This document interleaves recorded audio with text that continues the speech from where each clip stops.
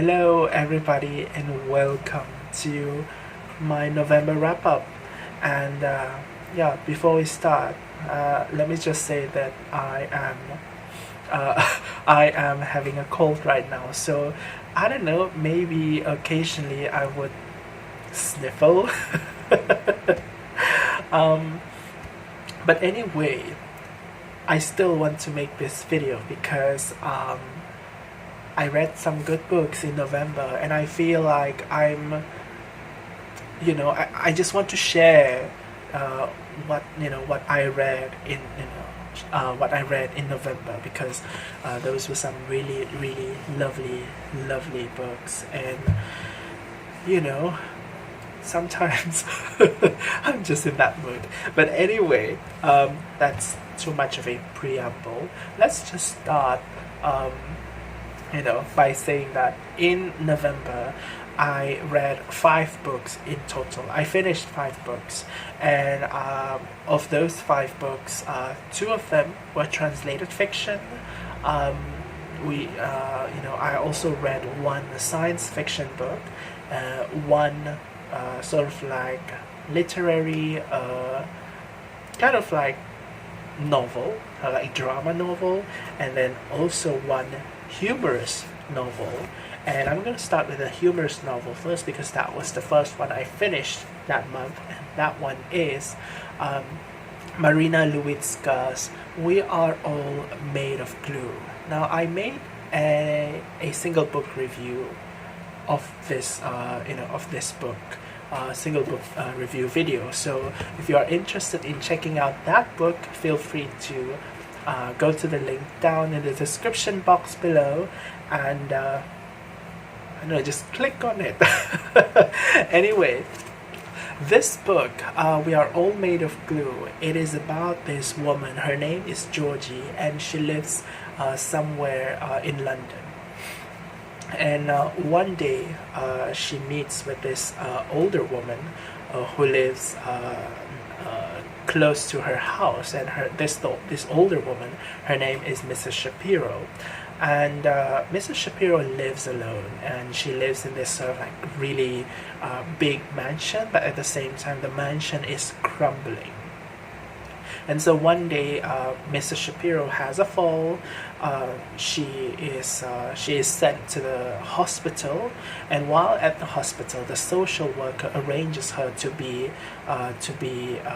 sent to a retirement home, because she lives alone in her own house, but there is no one else to take care of her.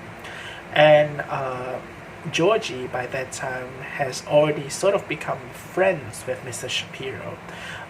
She starts to become suspicious on this possible scheme on the decision to send Mrs. Shapiro to the retirement home, because there's something that just seems really suspicious with how some characters starts to have sort of like interest on the property in which Mrs. Shapiro's house is situated in. And some of those characters include the social worker, and also some real estate agents.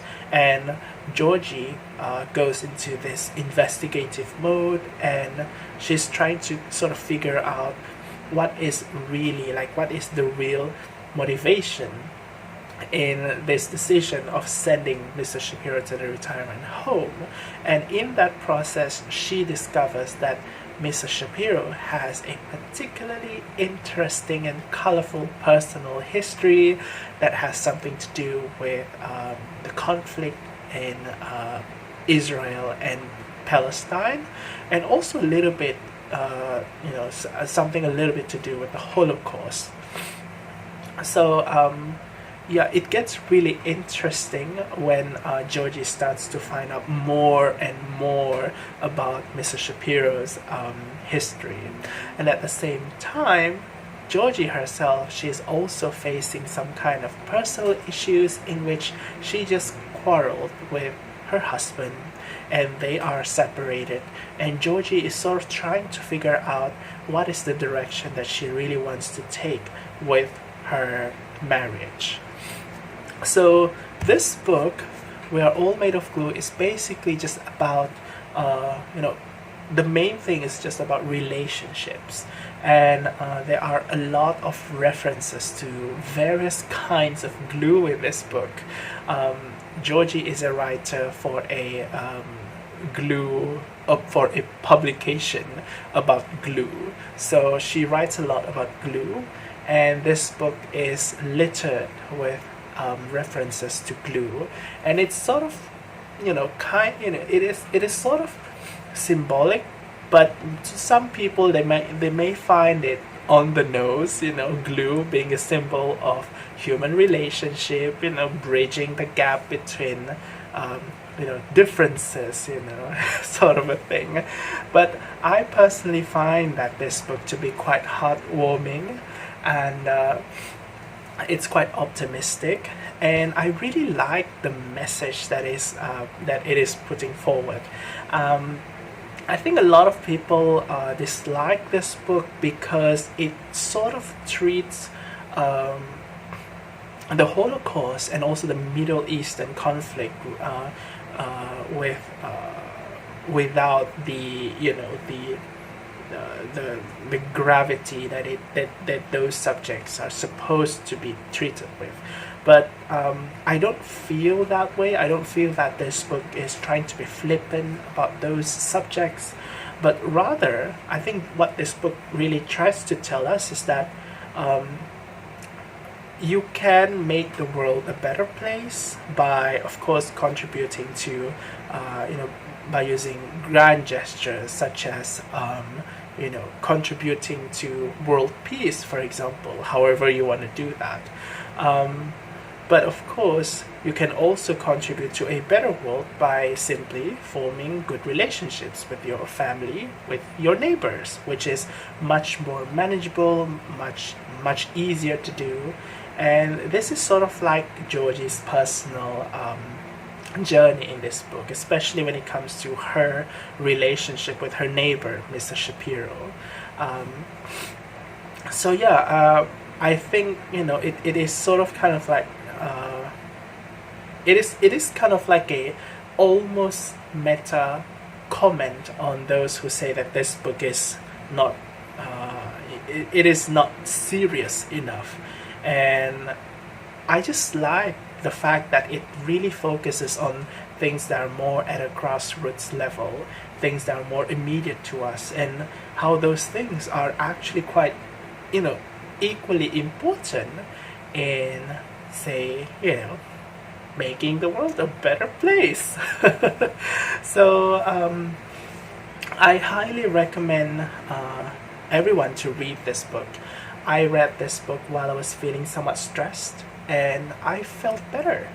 So yeah, if you want a reason to read a book, that's probably a good one. So yeah, that's it for We Are All Made of Glue by Marina Lewycka.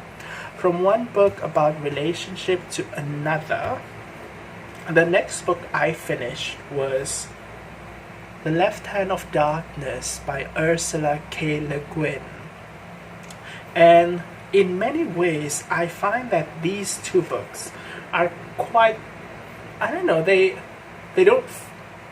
they are definitely quite different in terms of genre, in terms of the scope, the time they were published, but somehow I feel like it's a good continuation, reading this book right after this one, because this book is, it also explores human relationship despite differences, despite our differences. So basically what happens in here is that generally he is an envoy that represents some kind of a space UN. He goes to a rather foreign planet. It's called Gethin. And in Gethin, the weather is like so cold, and the people, the inhabitants of Gethin, they are also quite, physiologically different from the species in which Genli is from, which is kind of like normal humans, like me and you, maybe. But basically, the people of Geffen, they most of the time they exist in this sort of like non-sexual form. They are neither male nor female, and then once every month for a few days, they sort of turn into this gendered form in which they would perform sexual intercourse with one another. So that has a really big impact on their society. It impacts their politics, their belief systems, and it sort of makes the Geffen society feel very different to us, and also to Genli I. The reason why Genli I goes to Geffen is so that he can persuade Geffen to join this space UN thingy. But when Genli is over there, he realizes that there is so much difference, and despite living there for, say, I think it was 3 years, despite living there for 3 years, or a few years, he still can't really say he is accustomed to everything that is in Geffen. So there is always that sense of alienation in that planet. And while being there, he also experiences some political intrigue. He becomes a political pawn himself. He ends up having to walk across this vast, snowy landscape that is super harsh and super cold, with one local person with whom he sort of has this realization in terms of relationship and love and differences and all that. So yeah, I think this book has, there are so many things to unpack from this book. I also have a single book review video for this one if you are interested to check that out. But safe to say, I love this book. It's a really wonderful book, and it is also my first Ursula K. Le Guin. So I just got myself a copy of The Dispossessed recently, and I'm so interested in starting that because I think that book is also located in the same universe as The Left Hand of Darkness, which is interesting, but they're not exactly you don't have to read one book to enjoy the other, I think. But yeah, it was really great to have read The Left Hand of Darkness again. As a sci-fi noob, if you are a sci-fi noob, or if you consider yourself as one, pick this up. And you'll probably be intimidated by some of the sci-fi-ish words like I did, but if you could power through that, oh my gosh, this book is just so full of hearts. So yeah, moving on to the next book that I finished. This book is also full of, it just has so much heart in it. Oh my god. This is Alice Smith, Hotel World. So I think this is my third Alice Smith this year. I read, I don't know, I can't remember. I read The Winter and Spring at the beginning of this year, and those were part of the seasonal quartet. And I sort of enjoyed that. Those certainly had the Alice Smith, signature style, but those felt a little bit topical to me. This one, on the other hand, is less topical.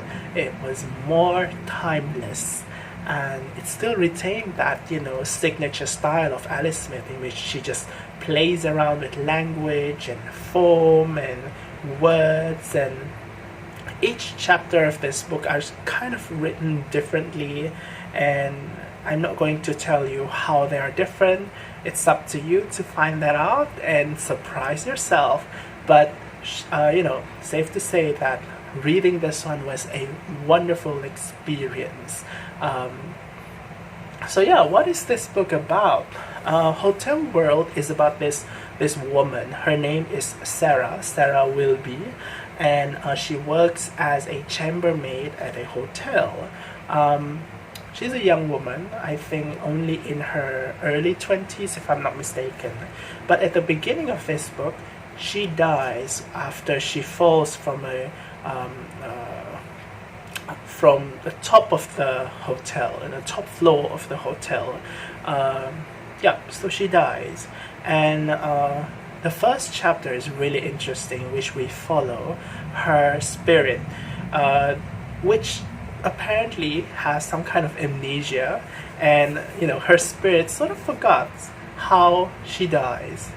The surrounding events, the events surrounding her death, and so her spirit goes to see her dead body, which is already buried deep in the ground, and her spirit is sort of like, hey body, can you tell me how we died?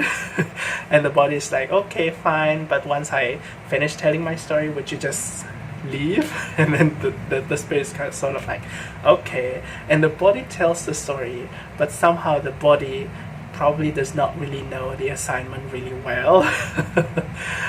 Sort of gives us a clue on how she dies, but the body also digresses on some of the topic that relates to Sarah's particularly personal experience while she's alive. And I think when I read that first chapter, when I read about the tale that the dead body is telling about Sarah's life, that is Sarah's dead body, by the way.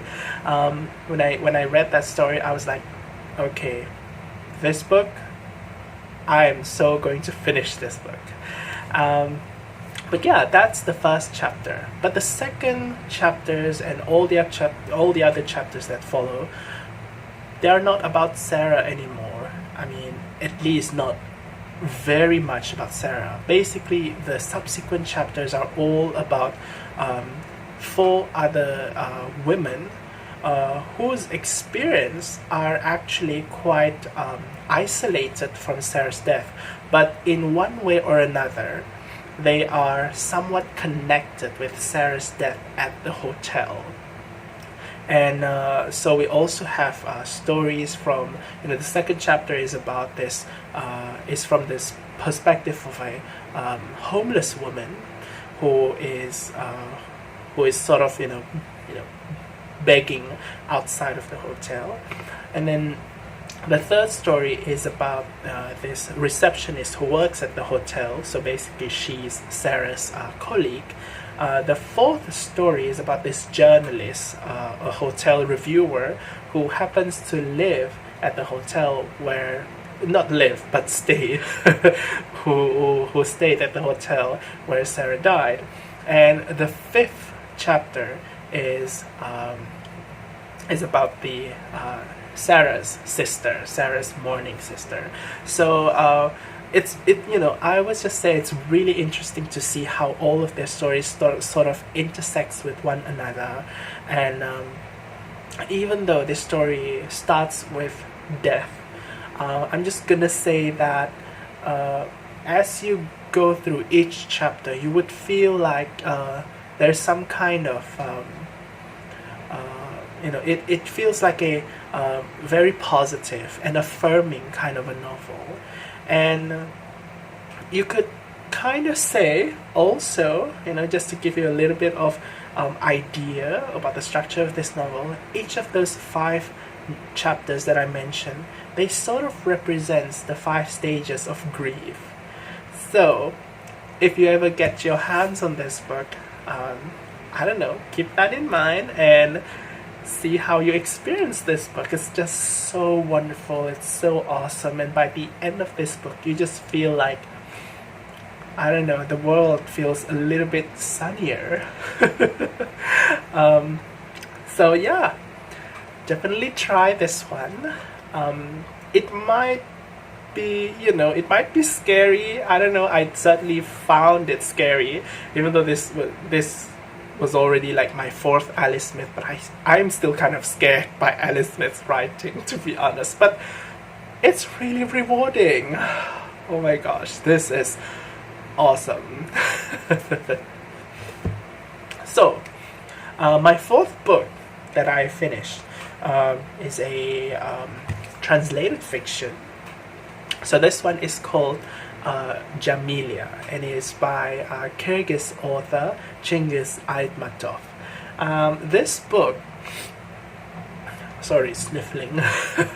This book was originally written in Russian, and it was translated into English by, let me just check, James Riordan. So, okay, Jamilia is about this boy who lives in the grasslands of Kyrgyzstan, but at that time it was known as, it was still under the Soviet Union. And basically this boy, he's living with his mom and his sister-in-law, whose name is Jamilia. And the other males in his family, like his brother, is, he actually went out because he was sent to war. he was at the front lines, and so yeah, it was only the three of them. So basically, Seit, this boy, and Jamilia, they sort of became the young people of that family, and so it was their job to just tend to the farm and support this family. And one of the things that they do is to they work in this job in which they help another farmer, I think, send grains from the village to the market, and in doing so they get some money and help to support the family. So one day there is a wounded soldier, his name is Danyar. He arrives in this village, and he's sort of a loner, and upon his arrival to this village, he sort of joins Seit and Jamilia in their job. He also works together with them, transporting those farming, grains, those the farming items to the market. And in the process, Jamilia and Danyar falls in love, and I don't want to spoil much of this book, but this book, it has a tagline by Lewycka, the most beautiful love story in the world. And I thought that it was going to be a romance, like it was going to be like this epic short story of this passionate romance between Jamilia and Danyar. And I was sort of surprised to see the direction that this book takes, because I never thought that it was going to be a coming-of-age novel of Seit, the protagonist. And basically what happens is that Jamilia and Danyar falls in love, and in that process, Seit sort of learns about something. Now, of course, I'm not going to say what he learns, but it has something to do with who you are and what you want. It has something to do with art. And the process in which he realizes it, the kinds of mental or thought processes that he undergoes while sort of discovering himself, of sorts, learning more about the world and himself and stuff like that. It's really beautifully written, and I enjoy the writing of this book very much. So yeah, if you have not read this book, of course I'm going to suggest you to pick it up. This is also my first book by a Kyrgyz author, and obviously my first book of Chingiz Aitmatov.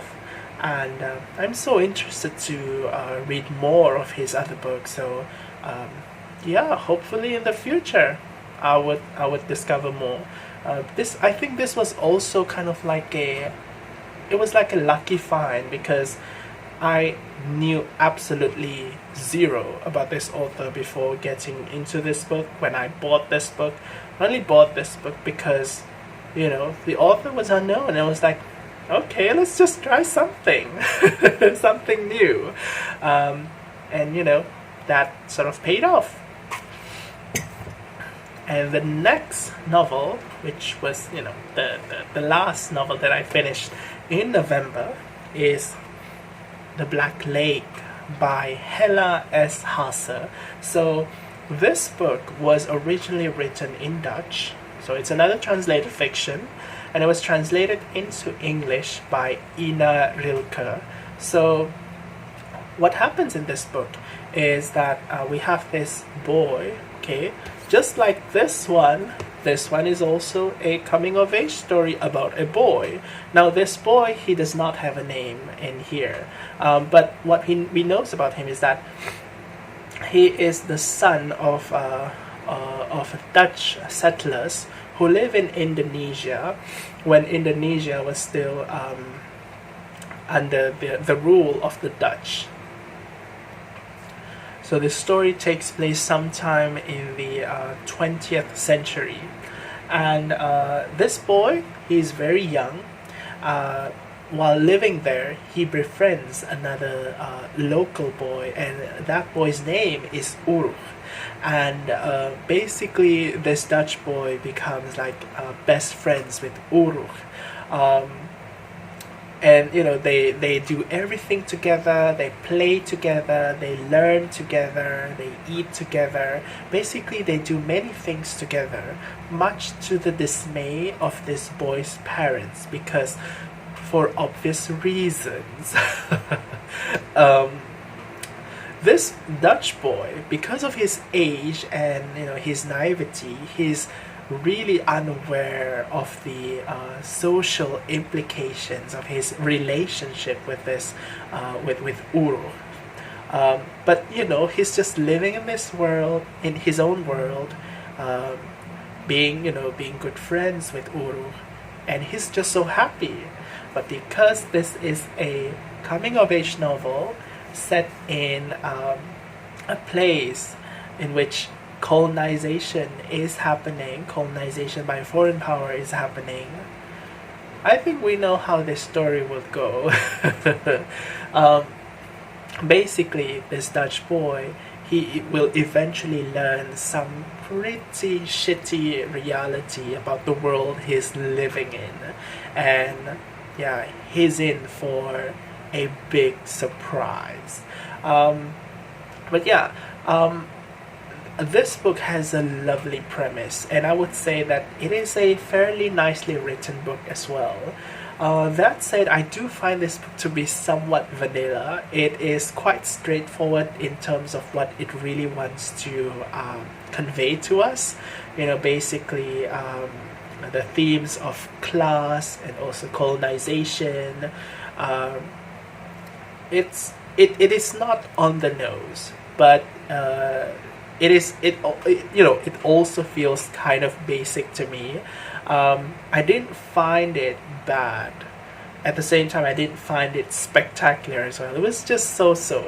But apparently, I also learned that, I'm not sure how true it is, but apparently this is also a book that many students learn in, young students learn in the Netherlands. Sort of like a Dutch classic in a way. But yeah, if you come across this book, I would suggest you to pick it up as well, because it is a small book, and I do think that it is fairly decently written, as well. So check this out, and yeah, I think this is a neat coming of age story. So with that, I am going to end my wrap-up video. My cold is getting the better of me right now, and so I'm not sure what I'm gonna do. I'm probably gonna cook dinner or something.